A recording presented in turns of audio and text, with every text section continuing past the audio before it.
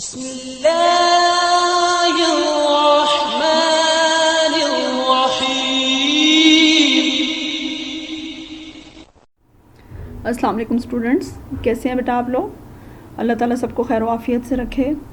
اور آپ کا جو پہلا لیکچر ہے، امید کرتی ہوں کہ آپ نے اس کے متعلق جو آپ کو کام میں نے دیا تھا وہ کر لیا ہوگا۔ ظاہر ہے وہ آپ پہلے بھی تعارف قرآن جو ہے وہ پڑھ چکے ہیں اور اس کو یاد کرنا آپ کے لیے یقیناً کوئی اس میں دقت نہیں ہوئی ہوگی۔ بہرحال جو کام آپ کا ہے بیٹا اس کو ساتھ ساتھ کریں تاکہ آپ کے اوپر جو ہے وہ زیادہ بوجھ نہ پڑے اور آسانی سے جو ہے وہ آپ اس کو یاد کرتے چلے جائیں۔ تو آج جو ہے وہ لیکچر نمبر 2 ہے۔ موضوع سٹارٹ کرنے سے پہلے میں دعا کروانا چاہوں گی۔ چلیں بیٹا دعا کر لیتے ہیں۔ اعوذ باللہ من الشیطان الرجیم، بسم اللہ الرحمن الرحیم۔ سبحان اللہ و بحمدہ عدد خلقہ و رضا نفسہ و زنۃ عرشہ و مداد کلماتہ۔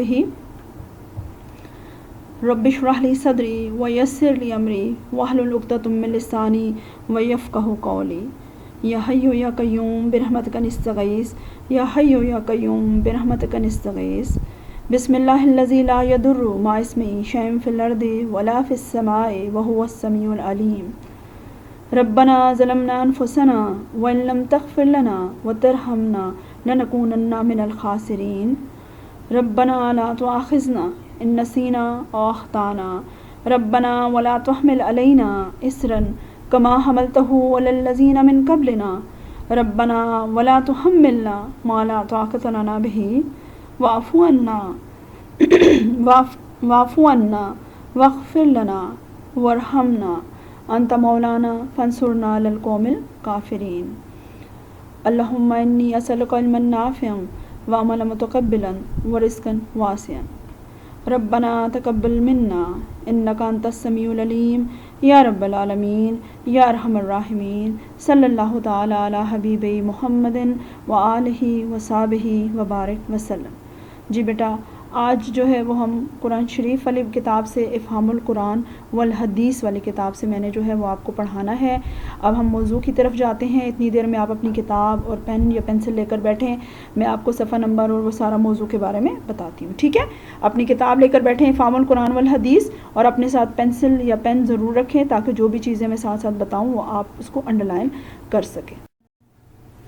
جی بیٹا آج کا موضوع ہے آپ کا اعجاز القرآن، یا اس کا ہم فضائل قرآن بھی کہہ سکتے ہیں کہ قرآن کی فضیلت اس میں بیان کی گئی ہے، اور اعجاز یعنی یہ کیسے جو ہے وہ دوسری کتابوں سے ممتاز کتاب ہے اور کیسے اس نے لوگوں کو عاجز کر دیا کہ اس جیسا کلام لا سکیں۔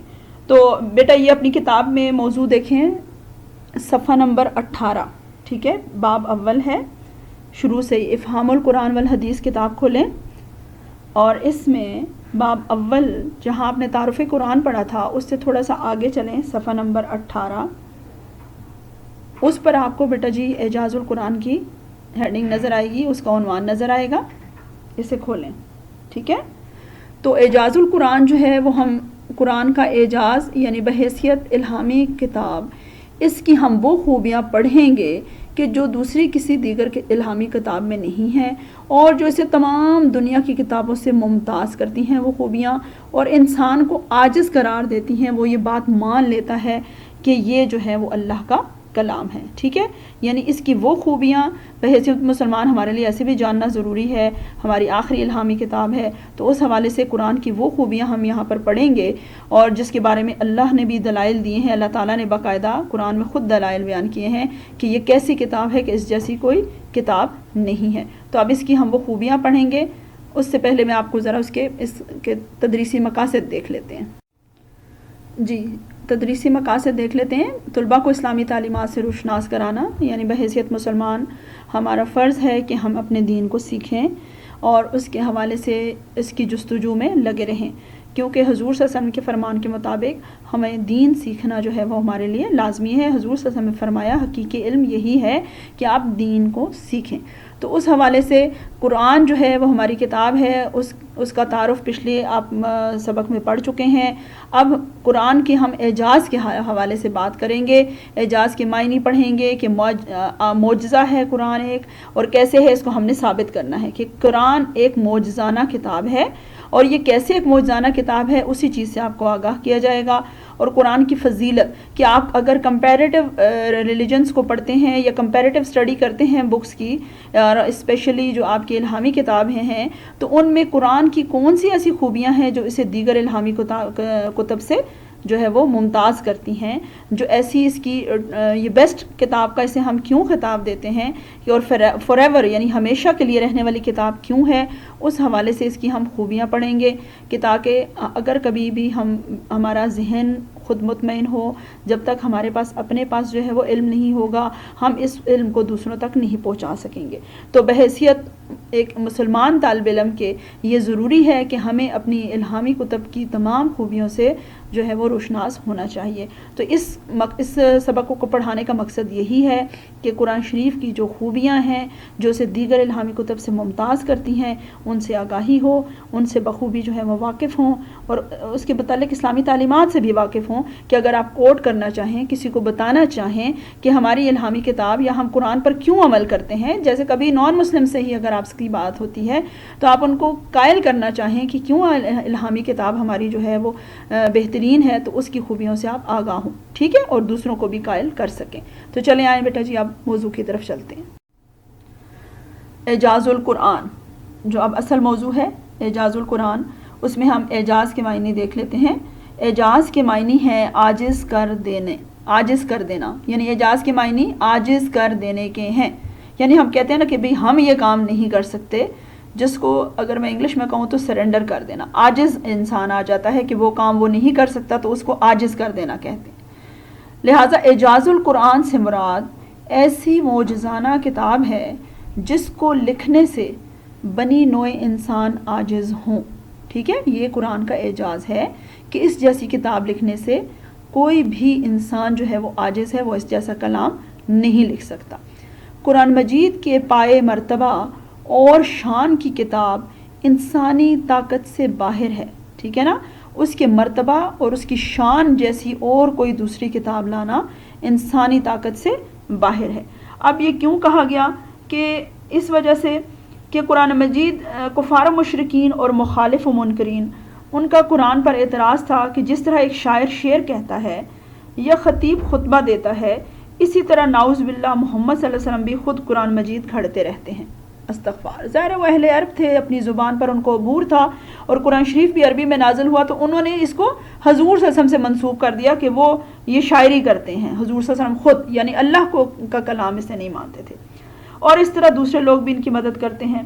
قرآن مجید نے مخالفین اسلام یعنی مشرکین مکہ، یہود و نصارہ اور دیگر لوگوں کے اعتراض کے جواب میں خاموشی اختیار نہیں کی، بلکہ اس حقیقت کو نہایت وضاحت کے ساتھ بیان کیا ہے کہ یہ کتاب اللہ کی طرف سے نازل کردہ آخری الہامی کتاب ہے، انسان کی تصنیف کردہ نہیں ہے.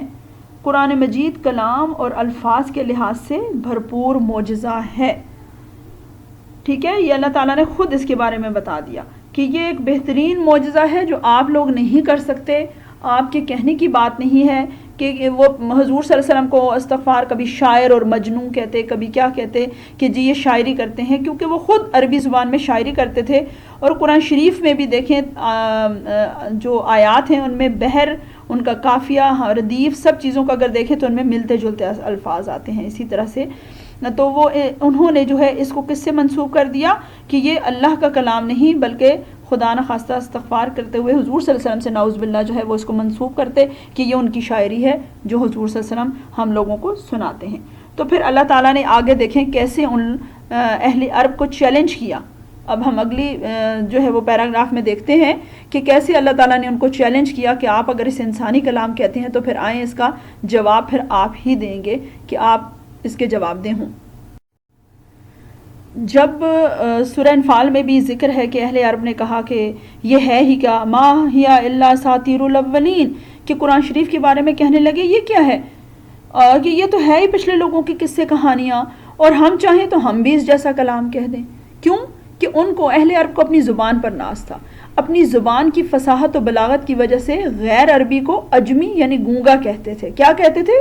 اجمی، گونگا. اس کے معنی گونگا، یعنی کیونکہ وہ اہل زبان تھے، عربی ان کی زبان تھی، اس کے علاوہ ان کو اس کے اوپر بہت عبور حاصل تھا، اور وہ اسی وجہ سے ان کا عام سے عام بندہ بھی شاعری کر لیتا تھا۔ ظاہر شاعری ایک مشکل کام ہے جس میں ردیف، قافیہ، بحر، ہر چیز کا خیال رکھنا پڑتا ہے، تو عربی جو اہل عرب ہیں وہ اپنی زبان پر بڑے جو ہے وہ فصیح و بلیغ تھے، یعنی ان کو بڑی مہارت حاصل تھی، تو اس لیے وہ اپنے آپ کو اہل عرب زبان آور اور دوسروں کو اجمی گونگا کہتے تھے۔ تو پھر کیا ہوا، جب انہوں نے قرآن کو جو یہ کہہ دیا کہ یہ انسانی کلام ہے، تو پھر اللہ تعالیٰ نے ان کو چیلنج کیا کہ اگر قرآن مجید انسانی کلام ہے تو تم بھی اس جیسا کلام پیش کر دو۔ لہٰذا سب سے پہلا چیلنج جو اللہ تعالیٰ نے جو ہے وہ ان کو دیا، اس میں ارشاد خداوندی ہے، اے رسول صلی اللہ علیہ وسلم کہہ دیجئے اگر جن و انس اکٹھے ہو کر قرآن کریم کی مثال پیدا کرنے پر کمر بستہ ہو جائیں، کمر بستہ یعنی کمر کس لیں، تیار ہو جائیں، تو اس کی مثال نہیں لا سکیں گے، چاہے ایک دوسرے کی خوب مدد کریں۔ یہ سورہ بنی اسرائیل میں اللہ تعالیٰ نے ان کو چیلنج دیا، پہلا چیلنج، اور حضور صلی اللہ علیہ وسلم سے کہا، فرمایا کہ ان سے کہیے کہ جن اور انسان یعنی انسانوں کے ساتھ ساتھ جنوں کو بھی اپنا مددگار کر لیں، اور پھر قرآن جیسی ایک کتاب لائیں، چلیں خوب ایک دوسرے کی مدد کریں اور قرآن جیسی کتاب لے آئیں، لیکن یہ نہیں لا سکیں گے۔ اللہ تعالیٰ کو معلوم تھا کہ یہ اللہ ہی کا کلام ہے، اس لیے اللہ تعالیٰ نے ان کو پہلا چیلنج یہ دیا۔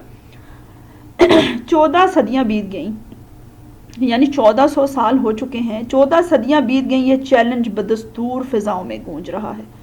کسی دشمن اسلام کو جسارت نہیں ہوئی کہ اسے قبول کر لے، کہ آج بھی کوئی کہے کہ ٹھیک ہے جی ہم قرآن سے بہترین کتاب لا سکتے ہیں۔ تاریخ بتاتی ہے کہ عرب کے بڑے بڑے ادبا شعراء نے قرآن مجید کی فصاحت و بلاغت کے سامنے منہ کی کھائی، ٹھیک ہے، اور قرآن کی مثل نہ بنا سکے۔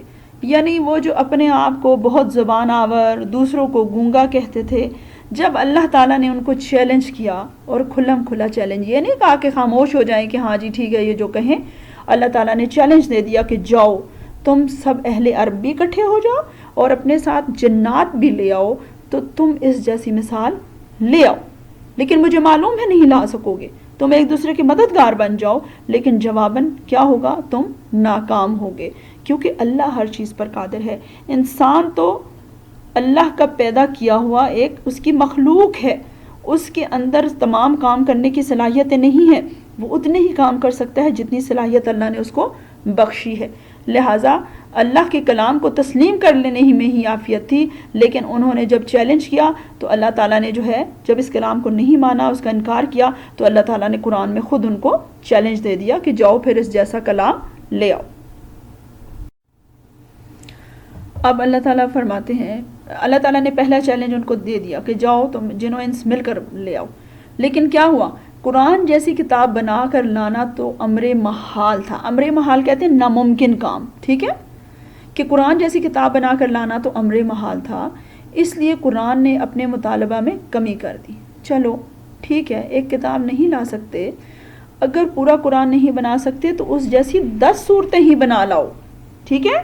اب اللہ تعالیٰ نے ان کو، کفار کو جو انکار کرنے والے تھے قرآن کی الہامی کتاب ہونے کا، اللہ کی طرف سے نازل شدہ کتاب ہونے کا، اور جو اس کے بارے میں من گھڑت باتیں کرتے کہ یہ قصے کہانیاں ہیں، اور کبھی کہتے شاعری ہے، اور کبھی کہتے کہ حضور صلی اللہ علیہ وسلم نے خود لکھ لی ہے، کبھی کہتے ان کے ساتھی مل کر لکھتے ہیں، تو اللہ تعالیٰ نے ان سے کہا ٹھیک ہے آپ پوری کتاب نہیں لکھ سکتے ہو، چلو ایسا کرو اس جیسی 10 صورتیں لے آؤ۔ دوسرا چیلنج پھر کیا گیا، اور اس کے بارے میں اللہ تعالیٰ کیا فرماتے ہیں، کیا یہ کہتے ہیں کہ اس پیغمبر نے اس قرآن کو خود گھڑ لیا ہے؟ کہو اگر تم سچے ہو تو اس جیسی 10 صورتیں تم بھی بنا کر لاؤ، اور اللہ کے سوا جن کو تم مدد کے لیے بلا سکتے ہو بلا لو۔ یعنی سورہ ہود میں پھر اللہ تعالیٰ نے ان کو دوبارہ سے جو ہے وہ چیلنج دے دیا کہ تم اگر اس کو من گھڑت خیال کرتے ہو کہ حضور صلی اللہ علیہ وسلم نے خود سے یہ بیان کر دیا ہے اور تم ابھی بھی اپنی بات میں سچے ہو، تو چلو اس جیسی 10 صورتیں لے آؤ، اور ہاں اس کے لیے جتنے بھی اپنے مددگار ہیں بلا لو۔ ابھی اللہ تعالیٰ نے ان کو دوبارہ چیلنج کیا، یعنی ان کو چھوڑا نہیں کہ اگر آپ اپنے آپ کو صحیح اور قرآن کے بارے میں غلط باتیں کرو گے تو جب تک تم اپنے آپ کو سچا ثابت نہیں کرو گے تمہیں چھوڑا نہیں جائے گا۔ تو اس حوالے سے سورہ ہود میں ان کو دوسرا چیلنج کیا گیا کہ کتنی صورتیں اب بتائی گئیں کہ 10 صورتیں اس کے جیسی لے آؤ، ٹھیک ہے۔ اب اس کے اوپر ان کا کیا رد عمل تھا؟ پھر وہی خاموشی۔ پھر دیکھیں اللہ تعالیٰ نے ان کو پھر بھی اس حال پر نہیں چھوڑا، اللہ تعالیٰ بدستور ان کو چیلنج کرتے رہے کہ جب تک کہ وہ اپنی زبان سے اقرار نہ کر لیں کہ ہاں واقعی یہ تو اللہ ہی کا کلام ہے۔ تو آپ دیکھتے ہیں جی دوبارہ سے پھر دوسرے چیلنج کے بعد پھر کیا ہوا۔ جب دوسرا چیلنج ملا اس پر بھی کفار کوئی جواب نہ دے سکے، تو اللہ تعالیٰ نے پھر انہیں تیسرا چیلنج کیا، ٹھیک ہے۔ جب کفار 10 صورتیں بھی نہ لا سکے تو آخر میں اللہ تعالیٰ نے اتمام حجت یعنی اب دلیل کو مکمل کرنے کے لیے کہ اب واضح دلیل ہے کہ تم لوگ اس کے بارے میں کوئی جواب نہیں دے سکے، اتمام حجت یعنی حجت تمام کرنے کے لیے، بحث کو ختم کرنے کے لیے اللہ تعالیٰ نے پھر تیسرا چیلنج دے دیا کہ چلیں 1 نہیں 2 نہیں، اب تیسری بار اب بحث کو ختم کیجئے اور چلیں۔ تیسرا چیلنج کیا ہے؟ سورہ بقرہ میں ارشاد خداوندی ہے بس اس قرآن جیسی ایک صورت ہی بنا لاؤ۔ اب آخری چیلنج کیا ہے؟ یعنی کم ترین صورت کا چیلنج دے دیا گیا کہ اب آپ چلیں پورا قرآن نہیں لکھ سکے، گو آپ کہتے تھے کہ یہ انسانی کلام ہے، پھر اس کے بعد جو ہے دوبارہ آپ کو کہا 10 صورتیں لے آؤ، تب بھی نہیں کر سکے، پھر اللہ تعالیٰ نے کہا کہ چلو تم اب اس جیسی ہی ایک صورت لے آؤ۔ تو کیا ہوا؟ اللہ تعالیٰ نے کہا کہ تم سب اپنے مددگار، ادیب، خطیب، شاعر، دیوتا سب کو اکٹھا کر لو تو ایسا نہیں کر سکو گے۔ اور اس کے جواب میں پھر اللہ تعالیٰ نے فرما دیا لیکن اگر ایسا نہ کر سکو اور ہرگز نہیں کر سکو گے، کیونکہ اللہ تعالیٰ کو تو معلوم ہے کہ اللہ جیسا کون ہے کلام لکھنے والا، اللہ کی برابری کون کر سکتا ہے، اور یہ اللہ ہی کی نازل کردہ کتاب تھی۔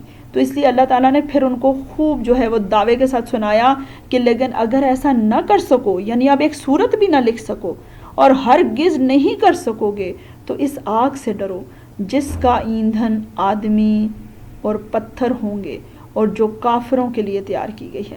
اللہ تعالیٰ نے فرما دیا کہ دیکھیں میں آپ کو بار بار میں نے چیلنج کیا کہ آپ ہدایت پر آ جائیں، آپ مان لیں، اور پھر بھی آپ نہیں مانیں، اور اب آخری ایک صورت کا چیلنج کرنے کے بعد اللہ تعالیٰ نے واضح کر دیا کہ یاد رکھو اب بھی انکار کرو گے تو پھر تم لوگ ہی، جو پتھر سے مراد یہاں جن بتوں کی تم پوجا کرتے ہو وہ بھی آگ میں ڈالے جائیں گے، اور جو تم جن کافر جو انکار کر رہے ہو اس قرآن شریف کا، تم بھی آگ میں ڈالے جاؤ گے۔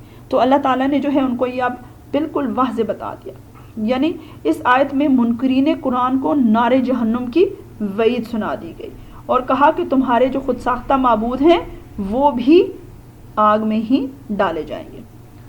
عرب کے بڑے بڑے زبان آور خطیب اور شاعر تھے، غیر عربوں کو اجمی یعنی گونگے کہتے تھے، لیکن جب قرآن، اب اس کی مثال بتائی گئی کہ آخری صورت کے بارے میں کیا ہوا کہ جب یہ خطیب اور سب لوگوں کو مخاطب کیا گیا اور ان کو جب بھی کوئی قرآن کی آیت سنائی جاتی تو یہ کانوں میں انگلیاں ٹھونس لیتے کہ ہم پر کوئی اس کا اثر نہ ہو جائے، ٹھیک ہے، اور کہتے کہ کہیں کہیں ہم مسلمان نہ ہو جائیں۔ یہ انہوں نے ایک وتیرہ بنایا تھا کہ جب بھی حضور صلی اللہ علیہ وسلم، جب لوگوں پر اس قرآن کا اثر ہونے لگا تو یہ کانوں میں لوگوں سے کہتے کہ انگلیاں ڈال لو، یہ خدا نخواستہ کوئی جادو کر رہے ہیں جس سے لوگ جو ہے ان کی طرف مڑ جاتے ہیں۔ تو اللہ تعالیٰ نے جو ہے وہ کہا کہ یہ اس قرآن کا اثر ہے، یہ کوئی جادو نہیں ہے۔ لہٰذا جو ایک قرآن کی ایک سورت کا چیلنج ہے، جب سورہ کوثر نازل ہوئی تو ایک مسلمان نے اسے لکھ کر خانہ کعبہ کی دیوار پر آویزاں کر دیا۔ سورہ کوثر آپ کو پتہ ہے نا صرف 3 آیات ہیں، اِنَّا أَعْطَيْنَاكَ الْكَوْثَرَ فَصَلِّ لِرَبِّكَ وَانْحَرْ إِنَّ شَانِئَكَ هُوَ الْأَبْتَرُ۔ اب اس میں صرف 3 آیات ہیں۔ اب اس میں دیکھیں وزن ہے، اب کتنا وہی ایک ردھم کے ساتھ یہ سورت 3 آیات پر مشتمل ہے۔ تو اس کو خانہ کعبہ کی دیوار پر آویزاں کیا کہ چلو تم پھر اس کے بحر پر، اس کے وزن پر ایک سورت لکھو، سب سے مختصر سورت۔ تو عربوں کا ایک مشہور شاعر تھا لبید، مشہور شاعر لبید نے پڑھا تو بے ساختہ پکار اٹھا، یعنی اس وزن پہ اس نے کیا کہا، ما ھذا کلام البشر، کہ یہ یعنی یہ کسی انسان کا کلام نہیں ہے۔ یعنی ان کو یہ چیلنج دیا گیا نا کہ سورت کی طرح لکھو، تو ایک جملہ صرف کہہ سکا اور وہ بھی اقرار کیا इन्ना आतैनकल कौसर फसल्लि लिरब्बिका वनहर इन्ना शानियका हुवल अबतर। इस वज़न पर उसने कहा मा हाज़ा कलामुल बशर, कि वाकई ये इंसानी कलाम नहीं है। यानी उसकी ज़ुबान से भी यही निकला कि वाकई ये बरहक है, अल्लाह की तरफ से नाज़िल करदा है, क्योंकि वो जानते थे, शायर था वो, उसे मालूम था कि ये अल्लाह ही का कलाम हो सकता है, इंसान इस कलाम को लिखने से आजिज़ है। और ख़ुद उसने इस जुमले में इस चीज़ को जो है वो मान भी लिया कि मा हाज़ा कलामुल बशर। जी बेटा, अब कुरान का जो चैलेंज है वो ख़त्म हुआ, यानी कुफ़ार जो है वो आजिज़ आ गए। तो इसी वजह से कुरान शरीफ के लिए यहाँ लफ्ज़ पड़ा एजाज़ुल कुरान, यानी आजिज़ कर देने वाली किताब। ठीक है, तो ये कुरान का जो है उसकी सारी वजह तस्मिया बता दी कि इसने उन तमाम कुफ़ार को आजिज़ कर दिया कि वो इस जैसी कोई किताब या इस जैसा कोई कलाम लिख सके। अब इसके बाद हम इसके दीगर जो है वो वजूह एजाज़ पढ़ते हैं कि क्यों इसमें कौन सी ऐसी खूबियां हैं कि इंसान इसको नहीं लिख सकता, कि कौन सी ऐसी इसके लिखने में महारत है, कौन कौन सी ऐसी खूबियां बयान हुई हैं, ऐसे फजीलतें हैं, इसकी फ़ज़ाइल हैं कि एक इंसान इसको लिखने से आजिज़ है। तो उसमें वजूह एजाज़ या फ़ज़ाइल कुरान में पहली सबसे वजह है ईजाज़ व इख्तिसार। ठीक है, कुरान करीम के मोजज़ा होने का एक वाज़ेह सबूत इसका ईजाज़ है। ईजाज़ के मायने देख लें, यानी मुख्तसर अल्फाज में बड़े से बड़े मजमून का बयान करना। फिर सुन ले बेटा जी, ईजाज़ वो एजाज़ है लफ्ज़, वजूह एजाज़ यानी आजिज़ करने देने की वजह, और ये लफ्ज़ है ईजाज़। कुरान करीम के मोजज़ा होने का एक वाज़ेह सबूत इसका ईजाज़ है। ईजाज़ से मुराद कि मुख्तसर जुमले में बड़ी बात को बयान करना, ठीक है ना, हिकमत से बयान करना। तो ये है ईजाज़, और इख्तिसार कहते हैं मुख्तसर बयान करना, और यही इसका सबसे बड़ा मौज़ा है। अरबों का एक मशहूर मक़ूला है कि बेहतरीन कलाम वो है जो कलील होने के बावजूद अपना मतलब अच्छी तरह बयान कर दे। लिहाजा कुरान शरीफ में ये खूबी थी। कुरान करीम इस मेयार से बढ़कर है। इसमें ऐसे मज़ामीन हैं कि एक सतर का मफ़हूम बयान करते हुए कई जिल्दें लिखी जा सकती हैं। इसलिए अक्सर मुफस्सिरीन लिखते हैं कि कुरान करीम की कोई जामे तफसीर लिखना मुमकिन ही नहीं, कि इतने इसके मायने निकलते हैं, ऐसी ज़ुबान इस्तेमाल की गई है कि एक एक लफ्ज़ से कई कई जुमले बन सकते हैं। ठीक है, जामे तफसीर लिखना मुमकिन ही नहीं, क्योंकि आप जिस कदर भी वजाहत करें मजमून इससे बढ़कर होता है।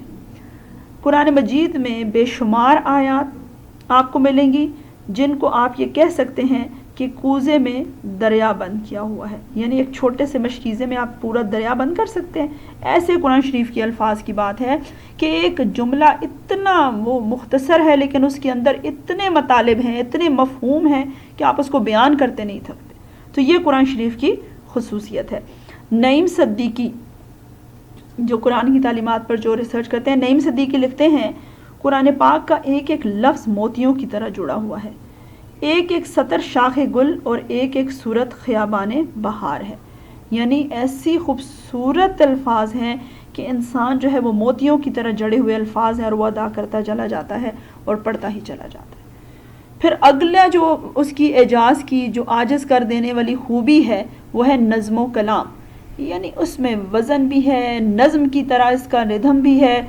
सूरह रहमान को देखें, अर्रहमान अल्लमल कुरान खलकल इंसान, देखें हर चीज़ को आप वो रिदम से पढ़ते हैं। सूरह कौसर भी मैंने पढ़कर आपको सुनाई कि इसमें ऐसा नज़्म है कि इंसान जो है वो उसको बहुत लुत्फ़ आता है इसको पढ़ने में। नज़्म व कलाम एजाज़ुल कुरान की दूसरी जहत कहते हैं सूरत शक्ल, कि एजाज़ुल कुरान की दूसरी शक्ल इसकी सूरतों और आयात का एक दूसरे से इस तरह जुड़ा हुआ है कि एक आयत दूसरी आयत की तकमील करती है, यानी एक तरतीब से चल रहा है सिलसिला। ऐसा नहीं है कि एक आयत कुछ कह रही है दूसरी कुछ कह रही है, एक का वज़न नहीं है दूसरे का, मतलब एक का कहीं और ख़त्म हो रहा है जुमला, दूसरे का कहीं और हो रहा है, बल्कि ये तमाम एक दूसरे को जोड़े हुए हैं सिलसिले, और एक आयत के बाद दूसरी आयत भी उसी वज़न पर चलती जाती है। और आप पढ़ते सूरह यासीन को देख लें, सूरह रहमान, यानी कुरान शरीफ में ऐसा लुत्फ़ है कि आप इसको पढ़ते हैं। क्योंकि इसकी कलाम में एक नज़्म की तरह तरतीब है, ठीक है, और सूरतों की तमाम आयात उस मरकज़ी नुक्ता के गिर्द घूमती नज़र आती हैं। यानी अल्लाह ताला جو ہے وہ مرکزی مضمون کی وضاحت جو ہے وہ ضرور ساتھ کرتے چلے جاتے ہیں.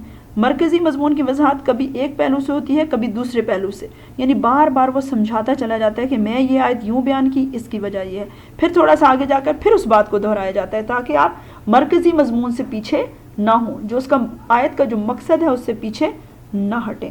اور یہی بات ہے کہ قرآن مجید کی یہ خصوصیت کسی بھی اور جو ہے وہ کتاب میں نہیں پائی جاتی، یعنی اپنے مقصد کو، اپنے کلام کو اتنے طریقے سے پیش کرتا ہے کہ انسان کا اس میں سے ذرا بھی سلسلہ اور تسلسل نہیں ٹوٹتا، اور وہ اسی تسلسل سے جو ہے اس کلام پاک کو پڑھتا چلا جاتا ہے اور اس سے استفادہ کرتا چلا جاتا ہے.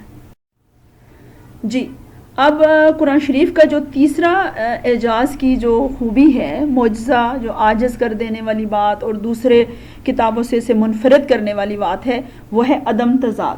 عدم تضاد کہتے ہیں کہ یعنی اس کی آیتوں میں اختلاف نہیں ہے کہ ایک جگہ اور کہا تو دوسری جگہ اور کہا، تیسری جگہ اور کہا، بلکہ یہ ایک ردھم سے، ایک ترتیب سے اپنا کلام قرآن شریف جو ہے وہ پیش کرتا ہے اور بڑے ہی منفرد انداز میں. تو عدم تضاد کے بارے میں اللہ تعالیٰ خود فرماتے ہیں اگر یہ قرآن اللہ کے علاوہ کسی اور کی طرف سے ہوتا تو اس میں بہت اختلاف پایا جاتا. ٹھیک ہے نا، کہ انسان کی سرشت میں ہے کہ وہ اس کی عادات بدلتی رہتی ہیں، اس کے مزاج بدلتے رہتے ہیں. اگر یہ انسانی کلام ہوتا تو اتنا بڑا کلام جو ہے وہ مسلسل ایک جیسا اس میں جو ہے وہ باتیں نہ ہوتی. نماز کے متعلق ہیں، زکوٰۃ کے متعلق ہیں، اخلاق کے، کہ وہ اس کے رویے بدلتے ہیں تو وہ اس میں یقیناً انسانی کلام ہوتا تو اس میں وہ باتیں بھی بدلتی جاتی اور ان باتوں میں تضاد ہوتا. تو سب سے بڑا تو یہی اس کی جو ہے وہ وجوہ اعجاز ہے کہ قرآن شریف میں عدم تضاد ہے، یعنی باتوں میں کوئی اختلاف نہیں ہے، وہ تمام باتیں ترتیب سے چلی جا رہی ہیں. ٹھیک ہے نا. قرآن کریم ایک ضخیم کتاب ہے جس میں انقلاب پیدا کرنے والے اور لوگوں کی زندگی پر دور رس اثرات مرتب کرنے والے مضامین بیان کیے گئے ہیں. اس میں کون کون سے عنوان ہیں؟ توحید، رسالت، آخرت کا ثبوت اور معاشرتی، معاشی اور سیاسی زندگی کے اصول و ضوابط کا ذکر بے شمار مقامات پر ہے. لیکن اول سے لے کر آخر تک کہیں کوئی تضاد یا کوئی آیت کسی دوسری آیت کی تردید نہیں کرتی. کہیں ایسا نہیں کیا گیا کہ ایک جگہ کہا کہ ایک اللہ کی عبادت کریں اور بعض دوسری جگہ کہا گیا ہو کہ نہیں کسی اور کو بھی مان سکتے. کہیں یہ نہیں کہا گیا کہ آخرت میں آپ سے سوال کیے جائیں گے اور کہیں یہ نہیں کہا کہ آخرت میں آپ سے کچھ نہیں اعمال نہیں لیے جائیں گے.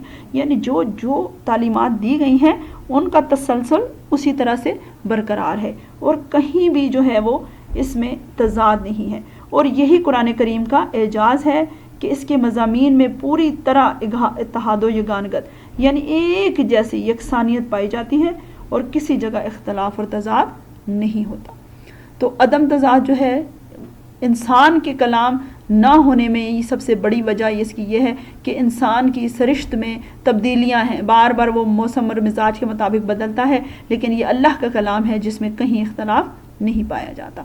پھر چوتھی جو ہے اس کی خوبی بیان کی گئی ہے وہ ہے اثر انگیزی. یہ وہ کتاب لا ریب ہے. کتاب لا ریب کا مطلب ہے جس میں کوئی شک نہیں، لا ریبہ، جس میں کوئی شک نہیں. یعنی یہ وہ شک و شبہ سے بالاتر کتاب ہے جس کے اثر سے کروڑوں انسانوں کی زندگیوں کے دھارے بدل گئے. کیسے؟ حضور صلی اللہ علیہ وسلم سے پہلے آپ نے اس معاشرے کے حالات پڑھے ہیں. ٹھیک ہے نا. بے شمار بار آپ نے اہل عرب کے حالات پڑھے کہ وہ جوا کھیلتے، شراب نوشیاں کرتے، جو ہے وہ بیٹیوں کو زندہ درگور کرتے تھے، اخلاقی، معاشرتی، معاشی ہر حالت سے جو ہے وہ بہت بدتر معاشرہ ہو چکا تھا. لیکن جب حضور صلی اللہ علیہ وسلم تشریف لائے، ان پر جب یہ کلام مبارک نازل ہوا تو اس نے کیسے ان لوگوں کی زندگیوں کو بدل دیا. یعنی وہ اجڑ معاشرہ جو جاہلانہ رسم و رواج تھے، کیسے انہوں نے جو ہے اپنی زندگیوں کو بالکل بدل ڈالا اور وہی مہذب ترین انسان بن گئے. وہ جنہوں نے اسلام قبول کیا، جنہوں نے اس قرآن کی تعلیمات کو پر عمل کیا، تو ان کی زندگیوں کو کیسے اس قرآن نے بدل ڈالا.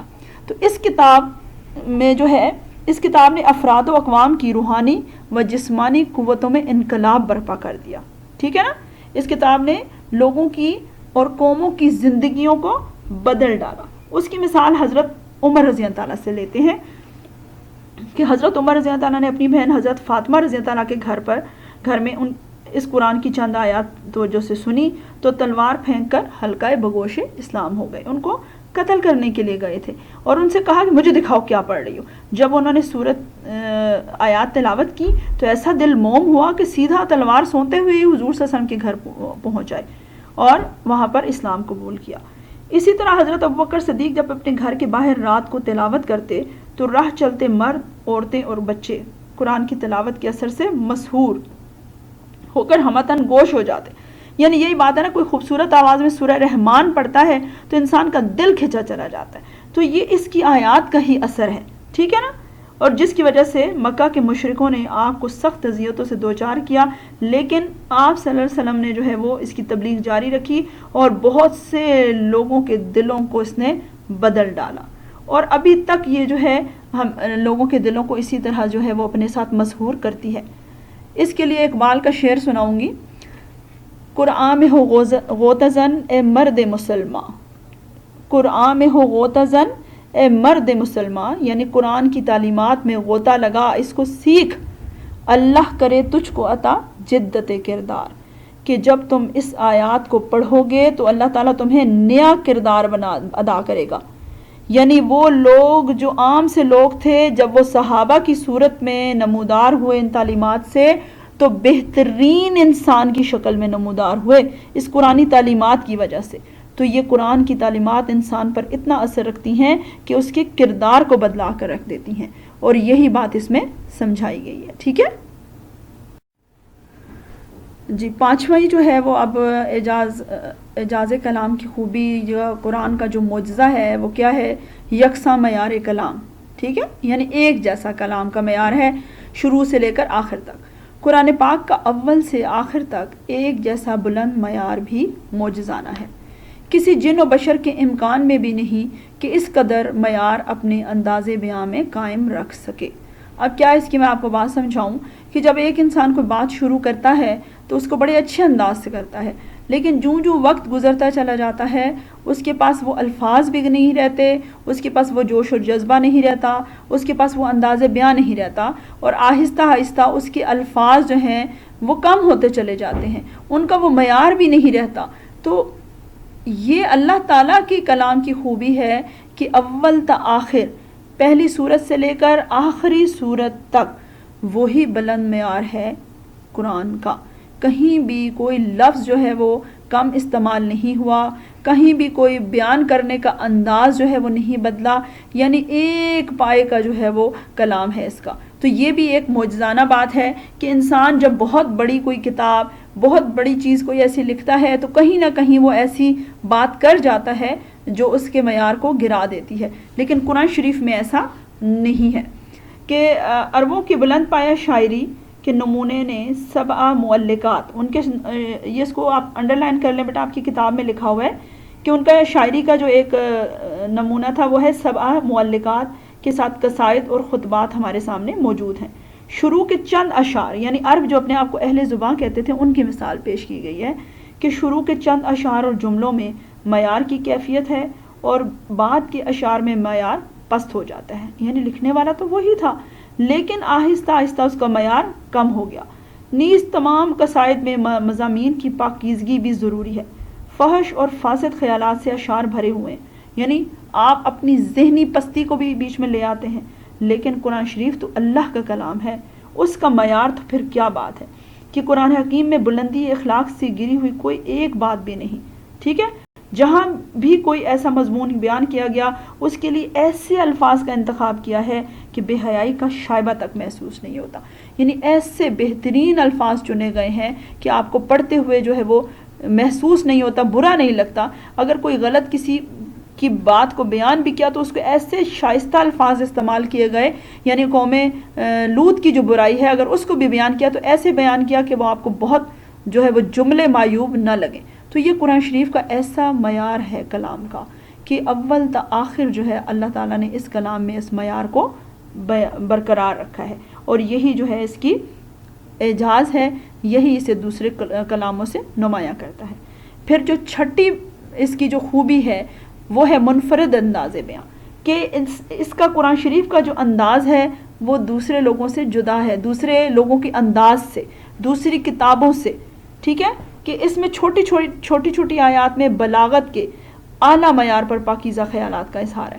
یعنی ایسا زبردست وہ جملہ ہے کہ اتنے معنی اپنے اندر لے کر جو ہے وہ اس نے بیان کر دیے ہیں. ٹھیک ہے نا، کہ مثلا جو ہے عربوں کے ہاں کئی قسم کے اصناف سخن رائج سے، مثلا قصے لکھتے تھے وہ، جن میں شاعر اپنی ذات کے متعلق خیالات کا اظہار کرتا تھا، غزل میں خوبصورت عورتوں کے متعلق اظہار خیال ہوتا تھا، خطبات میں جو ہے وہ القابات استعمال ہوتے تھے، فلاں معزز، یہ وہ جو جملے بڑے بڑے القابات سے پر نور اور پر کیف اور جس طرح کے الفاظ، ٹھیک ہے نا، خطبوں میں استعمال کرتے تھے. عرب کاہنوں کے اقوال میں ایک خاص قسم کے ہم وزن فکرے ہوتے تھے جو عرب کاہن ہیں، جن سے وہ عام لوگوں پر اپنا روب ڈالتے تھے.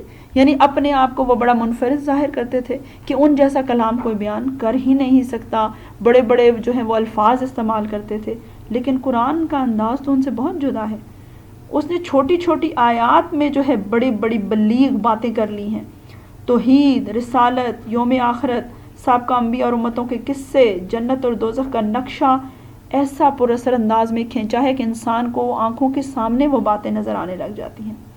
یہ سب مضامین ایسے ہیں جن کا عربوں کو پتہ تک نہ تھا، اور یہی وجہ ہے کہ وہ ان آیات کو سن کر حیران و پریشانی میں ڈوب جاتے تھے کہ یہ کس قسم کا کلام ہے تو ہماری ہی زبان میں، لیکن یہ الفاظ کہاں سے آئے؟ اتنے بلیغ الفاظ، اتنے فصاحت و بلاغت سے بھری ہوئی زبان کہ یہ ہمارے پاس الفاظ کیوں نہیں ہیں؟ اور یہ وہ ماننے پر پھر جو ہے وہ راضی نہیں ہوتے تھے، لیکن ان کے دلوں میں اس چیز کا ان کو اندازہ تھا کہ واقعی میں یہ ایک بہت اعلیٰ کلام ہے کہ جس کو وہ نہیں لکھ سکتے. جی بیٹا، اس موضوع کی آخری جو ہیڈنگ ہے، آخری عنوان ہے، وہ ہے جامعیت. کلام مجید کی جامعیت بھی اس کے معجزہ ہونے کی دلیل ہے. جامعیت کیا ہے؟ پہلے آپ کو بتا دوں کہ دیگر الہامی کتب میں مخصوص جو ہے وہ قوموں کے حوالے سے مخصوص بیان تھے. کسی کو جو ہے وہ ناپ تول کی کمی کی وجہ سے جو ہے ان میں بہت وہ برائی تھی، تو اسی کی ٹھیک ہے توحید اور آخرت ہر نبی نے جو ہے بیان کیا عقیدے کو، لیکن ایک خاص اس قوم کی جو برائیاں ہوتی تھیں ان کو دور کرنے کی میں ہی ان کا جو ہے وہ کلام ہوتا تھا، اور اسی پر جو ہے وہ زیادہ بحث ہوتی تھی، اسی چیز پر زیادہ جو ہے وہ فوکس کیا جاتا. قرآن شریف وہ واحد الہامی کتاب ہے جس میں ہر پہلو سے جو ہے وہ بحث بھی کی گئی، اور ایک انسان کی زندگی کے دائرہ کار کو پورے طریقے سے اس کا احاطہ کیا گیا ہے. یعنی اس کو سیاست کی بات بھی کی گئی، اس کے اخلاق کی بات کی گئی، اس کی عبادات، اس کی گھریلو زندگی، عائلی زندگی کے بارے میں، اس کو روزگار کمانا ہے اس کے حوالے سے، عبادات، جنگ و جدل، یعنی کوئی زندگی کا ایسا پہلو نہیں ہے کہ ہم کہیں کہ قرآن اس کے ذکر سے خالی ہو. تو اور بھی دیگر کتابیں دیکھیں، کوئی بھی شخص کوئی کتاب لکھتا ہے تو وہ کسی ایک خاص موضوع پر لکھتا ہے. کوئی سیاست پر لکھ لیتے ہیں، کوئی اخلاق پر لکھ لیتے ہیں، کوئی دین پر لکھ لیتے ہیں، کوئی معاشرے پر لکھ لیتے ہیں، سیاست. تو یہ قرآن ایسی کتاب ہے، ایسی جامع کتاب ہے کہ جس میں ہر پہلو سے انسان کی رہنمائی کی گئی ہے. یعنی کوئی پہلو اس سے خارج نہیں ہے جس میں انسانی زندگی کا ذکر نہ ہو کہ اس کو اس پہلو میں کہاں سے مدد ملے گی. تو اس حوالے سے اللہ تعالیٰ کیا فرماتے ہیں؟ اے نبی صلی اللہ علیہ وسلم، ہم نے تم پر یہ کتاب نازل کی ہے جو ہر چیز کی وضاحت کرنے والی ہے. ٹھیک ہے، اس کی دلیل خود اللہ تعالیٰ نے دے دی. اس حوالے سے مفسرین نے لکھا ہے کہ قرآن پاک انسانی زندگی کے اخلاقی پہلو کی مکمل وضاحت کرتا ہے. یعنی اس میں بتا دیا کہ آپ جو ہے وہ اخلاق میں جھوٹ نہ بولیں، چوری نہ کریں، غیبت نہ کریں، کسی کی عیب جوئی نہ کریں، تان و تشنیع نہ کریں، گالی گلوچ نہ دیں. یہ سب قرآن شریف میں جو ہے وہ سورہ حجرات میں بھی، سورہ دیگر کئی صورتوں میں بھی جو ہے مکمل تعلیمات ہیں. اس میں زندگی کے تمام مسائل و مشکلات کا حل موجود ہے، انسان کی مہد سے لے کر لحد تک، بلکہ اس سے بھی آگے آخرت کی زندگی کے تمام گوشوں کی وضاحت موجود ہے. یعنی یہ دنیا میں انسان آتا ہے تو اس کی تربیت کے حوالے سے بات کی گئی، اور جب دنیا سے چلا جاتا ہے تو اس کے آخرت کے سلسلے کا بھی ڈسکس کیا گیا کہ دنیا سے آپ نے کیا لے کر جانا ہے، اپنے نیک اعمال لے کر جانے، اور آخرت میں پھر آپ کا کیا انجام ہوگا، اس تک کی بات کر دی گئی. لہٰذا یہ قرآن شریف کے سارے جو 7 خصوصیات بتائی ہیں یہ اعجاز کے حوالے سے کہ جو دیگر کتابیں عاجز ہیں ان باتوں کو بیان کرنے سے. آپ خلاصہ کلام دیکھ لیتے ہیں بیٹا جی کہ آخر میں ہم نے اس کا کیا حاصل کلام کیا ہے کہ الغرض قرآن مجید اپنی قوت تاثیر یعنی بات کرنے کی قوت، دلیل و برہان یعنی کسی بھی چیز کی لاجک ہے وہ پیش کرتا ہے، کلام و مطالب یعنی اپنے مطلب کو واضح کرتا ہے، فصاحت و بلاغت یعنی بات کرنے میں، اس کی زبان لکھنے میں مہارت میں بے نظیر ہے، یعنی اس کے جیسا کوئی نہیں ہے، جس کا اعتراف مخالفین نے بھی کیا ہے۔ چنانچہ جارج سیل لکھتا ہے، یہ ان کو مستشرقین کہتے ہیں، جو قرآنی تعلیمات پر نان مسلم ریسرچ کرتے ہیں، تو مستشرقین۔ تو جارج سیل لکھتا ہے قرآن مجید بلا شبہ عربی زبان کی سب سے بہتر اور مستند کتاب ہے۔ دیکھیں نا، اب اتھینٹسٹی یہیں سے ظاہر ہوتی ہے کہ جب کوئی اور جو ہے وہ اس کے بارے میں آپ کو بتا دے کہ یہ کس طرح سے بات کی ہے اس نے، کہ قرآن مجید بلا شبہ عربی زبان کی سب سے بہتر اور مستند کتاب ہے، مستند، اتھینٹک۔ کسی انسان کا قلم ایسی کتاب نہیں لکھ سکتا، یعنی وہ نان مسلم ہے لیکن اس کے باوجود وہ یہ ایڈمٹ کر رہا ہے کہ کسی انسان کا قلم ایسی کتاب نہیں لکھ سکتا، اور یہ مردوں کو زندہ کرنے سے بڑا معجزہ ہے۔ اس سے بہتر بات اب کون کرے گا کہ ایک مردے کو زندہ کر دے، وہ اتنی بڑی بات نہیں ہے جتنا یہ لکھا ہوا قرآن بڑی بات ہے، کیونکہ یہ حقیقت میں یہ مردہ دلوں کو زندہ کرتا ہے، یہ انسان کو نیا کردار عطا کرتا ہے، لہٰذا قرآن شریف ہی جو ہے یہ ہماری زندگیوں کو بدلتا ہے۔ اور اسی وجہ سے حضور صلی اللہ علیہ وسلم نے فرمایا تھا کہ اللہ تعالیٰ بہت سی قوموں کو اس قرآن پر عمل کی وجہ سے سربلندی عطا فرمائے گا، اور بہت سی دیگر قوموں کو اس پر عمل نہ کرنے کی وجہ سے گرا دے گا۔ آج مسلمان اگر زوال کا شکار ہیں تو ان تعلیمات سے دوری کی وجہ سے۔ اللہ تعالیٰ ہم سب کو جو ہے ان قرآن کو پڑھنے، اس کو سمجھنے اور اس کی تعلیمات پر عمل کرنے کی توفیق عطا فرمائے، آمین ثم آمین۔ جی اسٹوڈنٹس، اب یہ موضوع ہمارا مکمل ہوا اعجاز القرآن کا، اور امید کرتی ہوں کہ آپ کو یہ سارے اس کی جو میں نے عنوانات ایک ایک کر کے سمجھائے ہیں وہ آپ کو بات سمجھ آ گئی ہوگی۔ اب اسے آپ نے بیٹا جی ایسے کرنا ہے کہ دوبارہ اس کو اچھے طریقے سے پڑھنا ہے، ٹھیک ہے؟ اس کو سارے سبق کو آپ نے اعجاز کا مفہوم اور اس کی جو وجوہ اعجاز ہیں، یعنی اس کی دوسرے لوگوں کو عاجز کرنے کی کون سی ایسی خوبیاں ہیں، وہ ساری آپ نے پڑھنی ہے، ان میں سے آپ کو اس کو اچھی طرح یاد کرنا ہے، اور کچھ اور ہیڈنگز جو آپ 9th میں بھی پڑھ چکے ہیں وہ بھی اس میں ڈال کر 10 12 13 یہ آپ ایک نوٹس کی شکل میں جو ہے ایک پیجز پر اس کو یاد کر کے لکھیں، تاکہ آپ کو یاد بھی ہو جائے اور آپ کے نوٹس بھی اس کے تیار ہو جائیں، ٹھیک ہے؟ جس میں محفوظ کلام ہے، آپ کی کتاب میں یہ نہیں دیا گیا، لیکن اللہ تعالیٰ نے کسی کو کتاب کو محفوظ نہیں کیا، اس میں رد و بدل ہو جاتا ہے، تو قرآن شریف جو ہے وہ محفوظ ہے۔ یہ بھی اس کا ایک معجزہ ہے کہ اللہ تعالیٰ نے اس کلام کو محفوظ رکھا، 1450 سال ہو چکے ہیں، قرآن میں رد و بدل نہیں ہوا، کیوں؟ یہ بھی اس کا معجزہ ہے کہ اللہ تعالیٰ نے فرمایا اِنَّا نَحْنُ نَزَّلْنَا الذِّکْرَ وَإِنَّا لَهُ لَحَافِظُونَ، تو یہ بھی آپ اس میں ایڈ کر سکتے ہیں۔ کچھ اور باتیں جو آپ کو لگیں، آپ نے پہلے بھی پڑھے ہوئے ہیں، ان میں سے اگر آپ کو 2-4 ہیڈنگز جو ہیں وہ اچھی اس میں بہتر لگتی ہیں تو آپ اس میں ایڈ کر سکتے ہیں، اور ایک بہترین سی نوٹس کی شکل میں اس کو آپ تحریر کریں، اپنی کاپی پر ہی لکھیں تاکہ آپ کے پاس لکھے ہوئے موجود ہوں، اور جب یہ سوال آپ کو آئے تو آپ اس میں سے بآسانی یاد کر سکیں، ٹھیک ہے بیٹا جی؟ آپ نے ان کو جو ہے وہ اب یہ کام ضرور کرنا ہے تاکہ آپ کو ساتھ ساتھ جو ہے وہ یاد ہوتا جائے، اور یہ آپ نے پہلے بھی پڑھے، اس لیے انشاءاللہ جو میں نے موضوع اور جو عنوانات کی وضاحت کی ہے، بس آپ اس کو جب ایک دفعہ پڑھیں گے تو آپ پر یہ واضح ہو جائیں گے۔ اپنا بہت خیال رکھیے گا، اللہ تعالیٰ سب کو صحت و عافیت سے رکھے، اور ہمارے لیے بھی دعا کیا کریں، اللہ تعالیٰ سب کو اس وبا سے محفوظ رکھے اور ہمارے لیے آسانیاں کرے، آپ لوگوں کو تعلیم کے حصول میں آسانیاں کرے۔ اللہ حافظ، السلام علیکم۔